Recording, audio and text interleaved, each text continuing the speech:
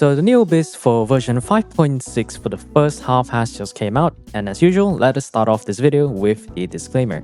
So first, I'm going to assume that you have enough characters built that are well enough to take up the current challenge, specifically for floor 11 and floor 12. Floor 9 and floor 10 doesn't really count. Number 2, this guide only serves to provide an insight on all the different strategies that you can employ for floor 11 and floor 12. Getting 9 stars is usually a matter of skill, account investment, and of course sometimes both. So don't stress out too much if you can't get the full 36 stars or the 9 stars. Just be content with whatever you have, because sometimes this abyss has been very restrictive, so you can really chill out on that part. And lastly, continuous runs are not necessary for you to obtain all the stars. This refers to only running one team per half and trying to clear them all in one go, as well as obtaining the stars with minimal resets. Because in the Spiral Abyss, the stars obtained per chamber are recorded upon getting those 2 stars or 3 stars on that run. You can always try out different teams over multiple runs to see what can help you achieve your goal of getting either the clear or the 3 stars for that respective chamber. Now, let's get to floor 11.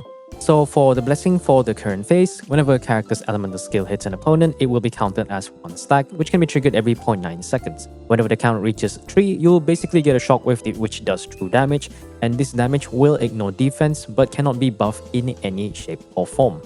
So if we go for floor 11, the leyline disorders are all party members gain 60% cryo damage bonus for the first half, while the second half also all party member gain 60% dendro bonus. Actually, I think they gain both for both halves because they didn't really specify this. So if you're running any sort of cryo-centric teams or any dendro-centric teams, you're going to be benefiting the most out of this. Now for chamber 1, you have to kill 16 slimes, which are a combination of 8 pyro slimes as well as hydro slimes. They spawn clockwise around the monolith, so you can just go from the front and then just circle all the way back to the end. The only strat here is really just don't bring a team that relies purely on pyro or hydro for damage. Try to run a team that has a mix of both multiple elements, because pyro and hydro slimes are immune to their respective elements. For the second half, we have 2 secret source automaton, the Hunter Seeker. Of course, it does start with boosted resistance unless you play around a mechanic where you build up the bar above its head by having a Natlan character in the Night Soul Blessing state. After that happens, it'll do the laser attack and lose a lot of resistance, reduced to very base. However, this is not really necessary because if you have enough DPS, it shouldn't be that much of a concern. And since you're doing a monolith defense, you don't really have any sort of time limit, so you can kind of just draw its aggro, take your time, and make sure the monolith is above 60% health. And once you get the 3 stars, we'll move on to chamber 2. So for chamber 2, the first half, we are going to start off with the Kairagis, which has the Soul Link mechanic. Basically, if you kill one Kairagi and leave the other one alive for a while, he will enter an enhanced state and heal for about 50% of his max HP. He will also become more aggressive and do much more attacks, and becomes immune to any crowd control status such as Frozen or Petrify. So the only 2 strategies here are really just you could brute force the whole thing if your team has enough DPS. Ideally, if you want to mitigate the amount of healing the other one will get, just try to brute force one Kairagi completely so that when the other guy heals, he doesn't really benefit too much of it. Then you can focus on the second guy later. Otherwise, the only real strategy is to try to balance your damage between both Kairagis and try to kill them both at the same time, if not within a short period of time. And afterwards, you'll have the Eremite Stone Enchanter, who will start by spawning his little Geo Crocodile pet and enter an enhanced state with boosted resistance. Now, try to kill the crocodile to stun him, because the crocodile does actually take more geo damage, and if you manage to actually kill the crocodile, it will stun the enchanter, make him lose a little bit of HP as well as a lot of resistance, and he'll be stunned in that way for the next 10 seconds. He'll also lose a bunch of geo resistance, so if you're running a geo based team, they will definitely take more damage. And if you're done, we'll move on to the second half. So for the second half, you'll start off with the Tenebrous Mimesis, the Crackling Axe Mythochal. Now, the Mimesis family has a shield that they start off with called the Void Ward, which will make them immune to damage until you break them. So this Void Ward is actually a hit count based shield where you need to apply elemental attacks, and elemental attacks will only count as 1 hit. However, if there are Night Soul aligned elemental hits, that will count as 3 hits per. I don't remember the exact gauge unit in order to break it, but let's just say you probably need to run a very specific team for this. Now, how exactly do you deal with this shield? We have a few options. The first one is, of course, fast Night Soul aligned elemental hits. For example, Chaska riding her gun with her full charge attack can shred this shield the fastest.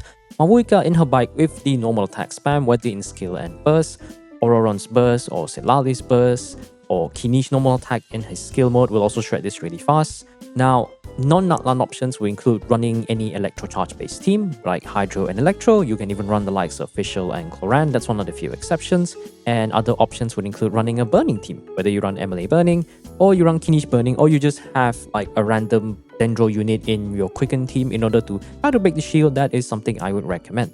And of course, Hyper Bloom does really work. You run a full-on Hyper Bloom team, try to run a team that has really strong or really fast elemental application, so you should be able to break the Void Ward fast. And of course, if you play around Fischl's Ascension 4 passive, where you get extra Lightning Strike whenever Oz is on field and your active character triggers any Electro reaction, you will basically get more hits. And of course, if you do have Consolation 6, it will help you tremendously in this case. And then of course, we do have Cloran, who is able to essentially kind of solo the shield with her combo of doing 3 normal attacks into a skill, you know, the typical Cloran combo. And if you pair it up with other units like Fischl, or you run Electro Charge or Quicken, you would be very much having a field day in breaking the shield. And lastly, fast multi-hit elemental attacks. The only notable combo for me so far is maybe pairing Yelan and Xingqiu together. You can also pair it together with the likes of Yoimiya, or try to run all 3 of them together if you intend to run her Vape teams. And then once the ward is finally broken, try to kill it really fast before it enters the Mimic form again, because these guys are especially cringe in the Abyss. When you take care of him, the next enemy will be a Ruin Drake Earthguard. Now, the Ruin robots of course have a high physical resistance, but that is a suggestion if you play a Superconduct team. It does have a move where it charge up. You just gotta hit the eye whenever it does it to prevent him to unleash his ultimate move to gain resistance. You will stun it for about 10 to 15 seconds. So how do you hit the eye? You can use it with aim shots from bow units, some other abilities, and also hit them. Like once the eye is low enough, you can actually use Xingqiu's elemental skill to reach up, and there are certain characters where the normal attacks will swing a bit upwards, so you can also hit it that way. You want to use Wanderer's normal attacks, that's fine by me. And then of course you can go for Kazuha's elemental skill. These are just some examples, but you get the point.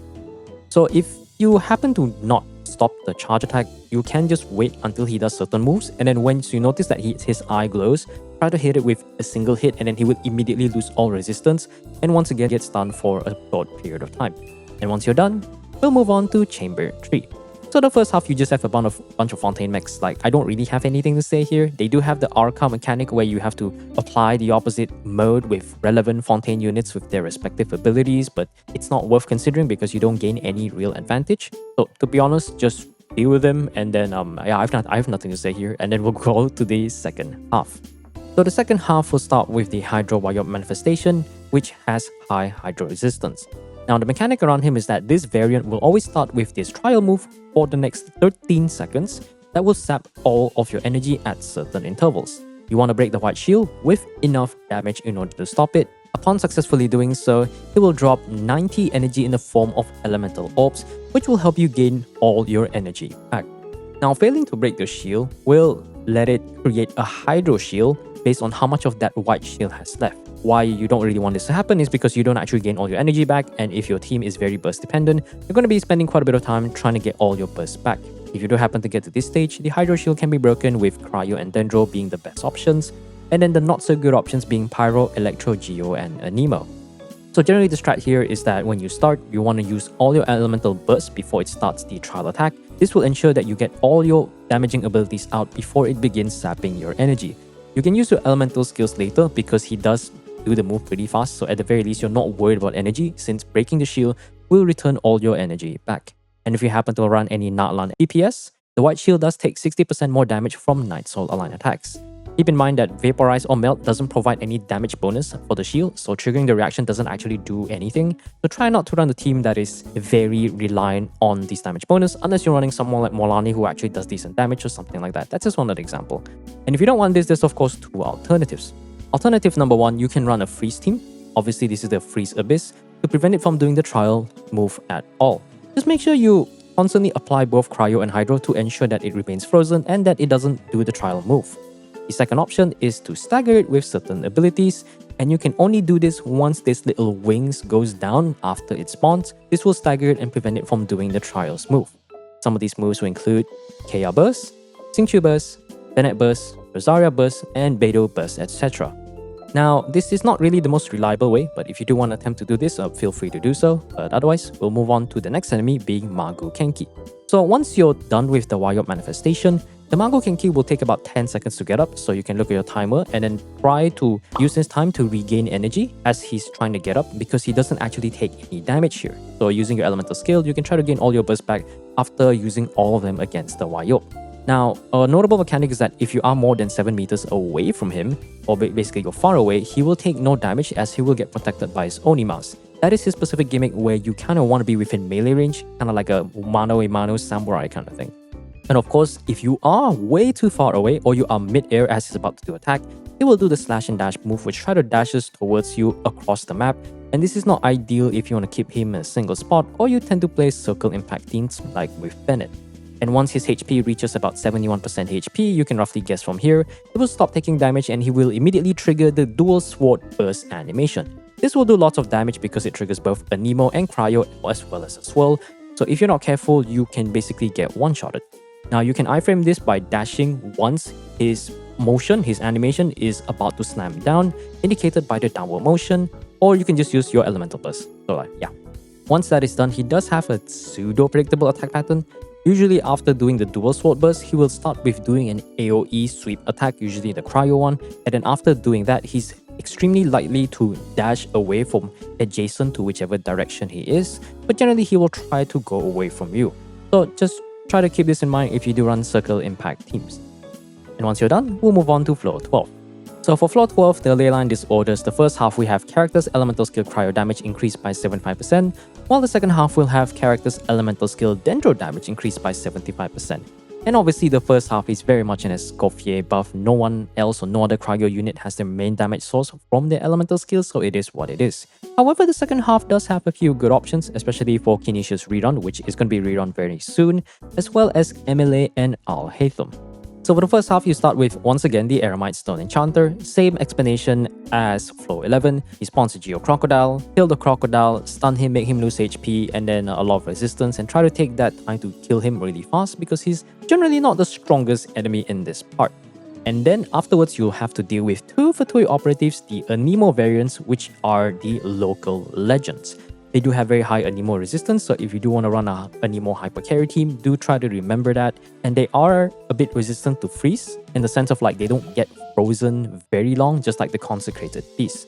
Now she will have certain moves where she creates like this Anemo triangle barrier upon hit, and if you hit it, she will try to trigger like a parry move and try to blink up and try to hit you. Keep this move in mind because if you don't have any abilities to group them together, you can technically use this to try to drag her towards you. Otherwise, there's also her big move that applies Bond of Life, which causes slight HP drain over time, and then there's a follow-up attack, which will do basically really massive damage, a lot of damage to you if you do have Bond of Life on you.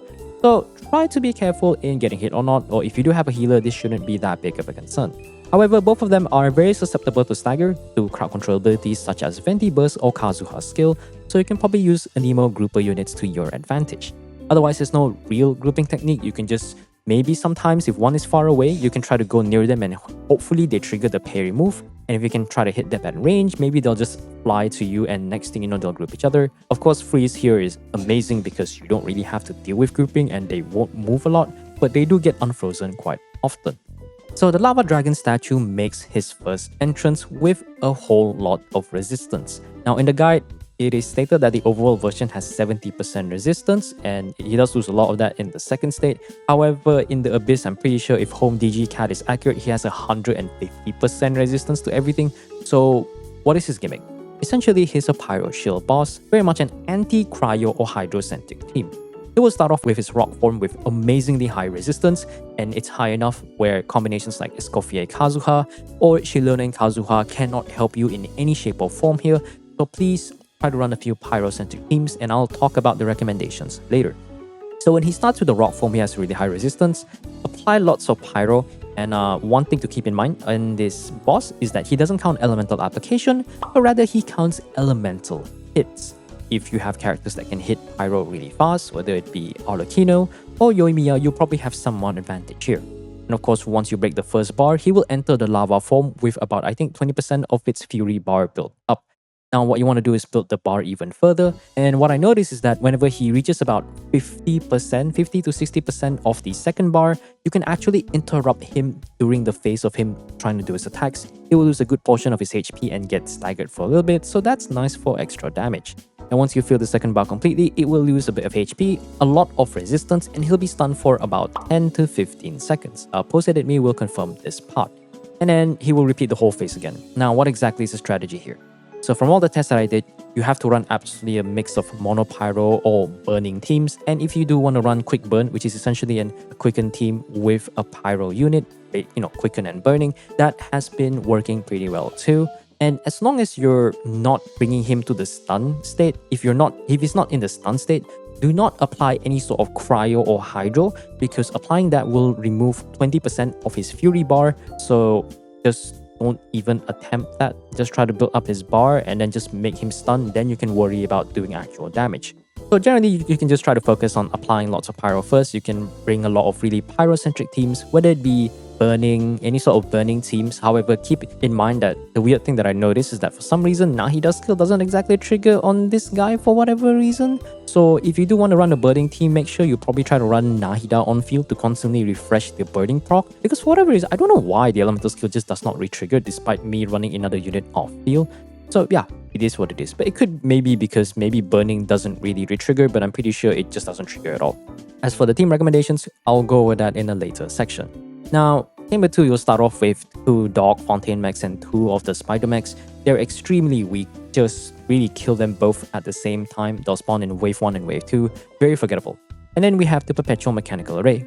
He does tend to move a lot, so if you run Circle Impact team, just be mindful. The attack patterns, usually he does like the Beyblade spin into the Sword Slash, and then he'll do the Houston, we have a problem, and flies up in the air and tries to land again. So for the most part, if he's not doing any of these 3 moves in a combo, he's not going to move. Usually he does like other moves that really puts him in a stationary position, but just try to remember this pattern if you're trying to run a Circle Impact team. And of course, once his HP reaches about 30% or some time has passed, he will enter defensive mode, where it will become immune to all damage and summon all Ruined Sentinels, 1 of each. What you want to do is kill the one that's glowing or the one with the yellow looking ring in order to expose the original core.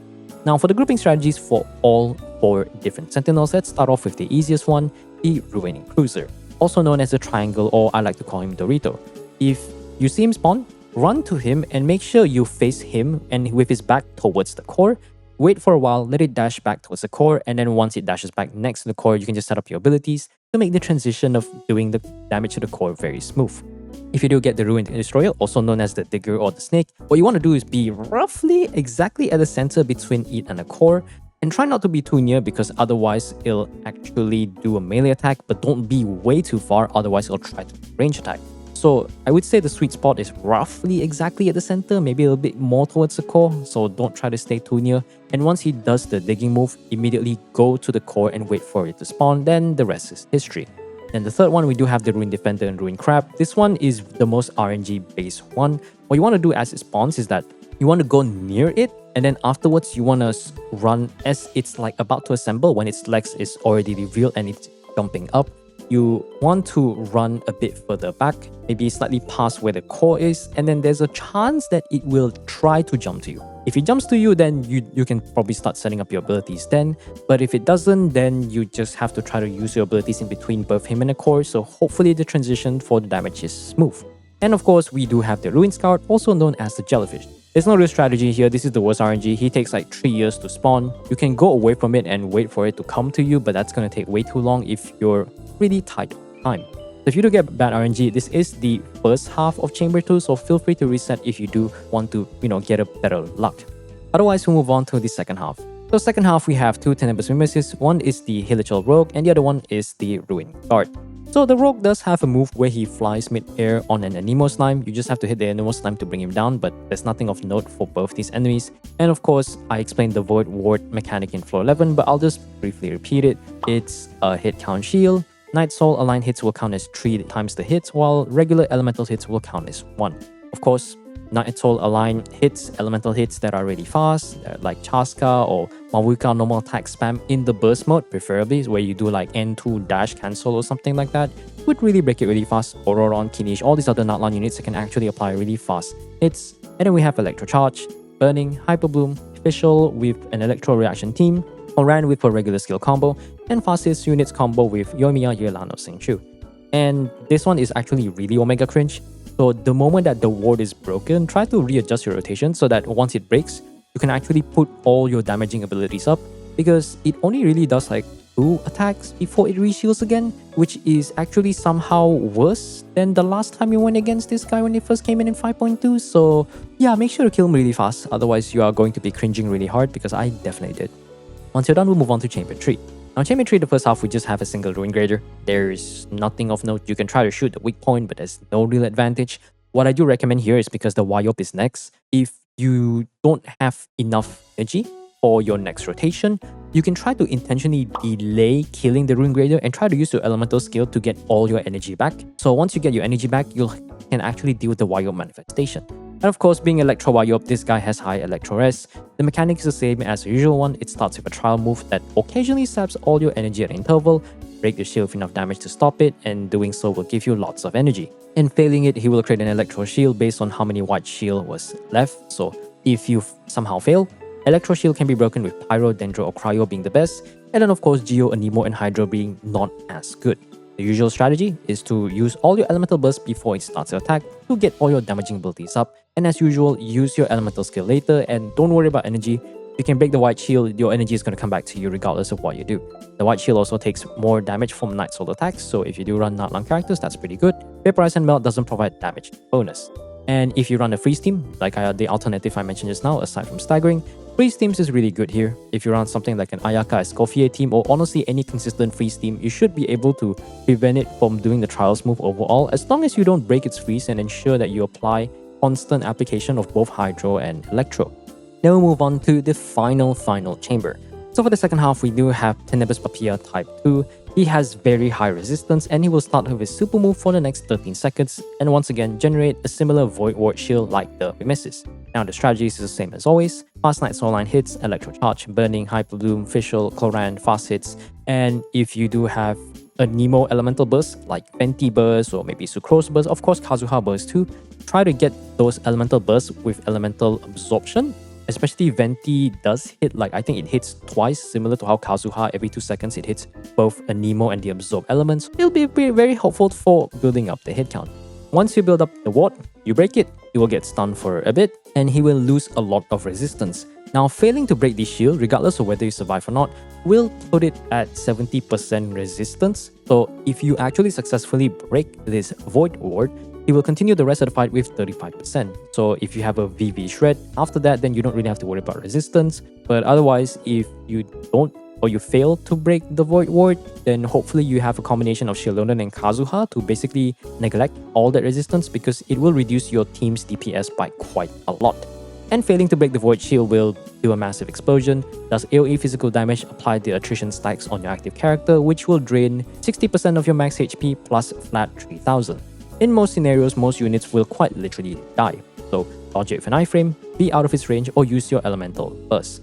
So this is the tier list reaction. Let me just go for this one because it is much easier for you guys to see. So it's been a while since I popped this up in my Abyss guides. Now these are the few reactions that I personally tested and some that I really put in based on my own personal experience. So the teams that work both half are notably Overloaded.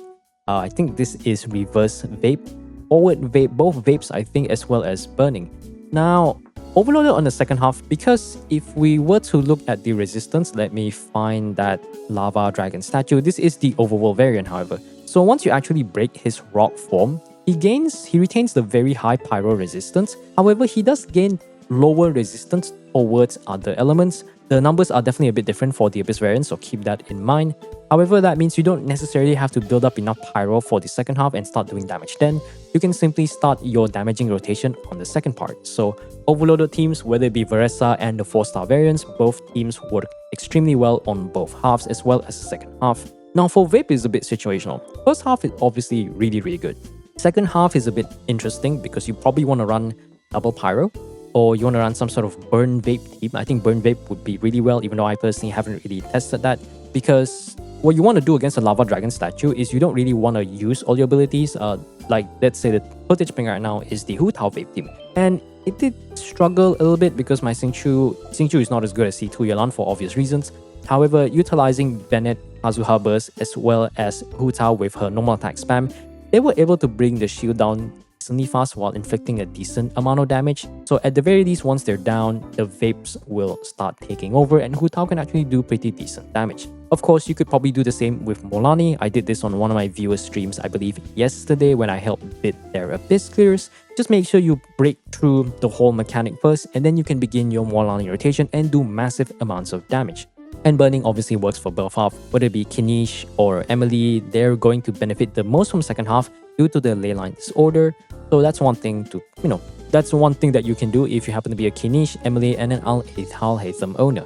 Al Haytham, you could probably run Quick Burn, where you run Quicken with Official, but you have some sort of like Pyro unit too. So that would be pretty nice.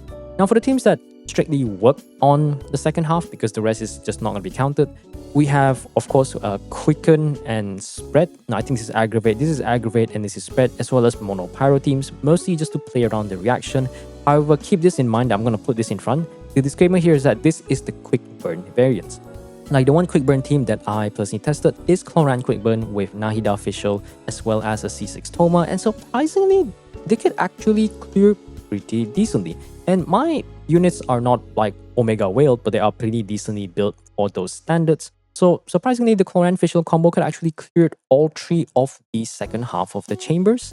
So yeah, that's one thing I do recommend. If you do want to run any sort of Quicken team, consider adding a Pyro unit, a consistent off-field Pyro, whether it be, let's say, Shangling or Deya or Mawika, and you should be able to get decent damage. I did try to test Burn Melt Risely, but unfortunately the rate of building up the actual bar for the Lava Dragon wasn't really fast enough. But I reckon with a 5-star Catalyst or much better invested Risely than whatever I have, could probably clear it within 90 seconds clear time.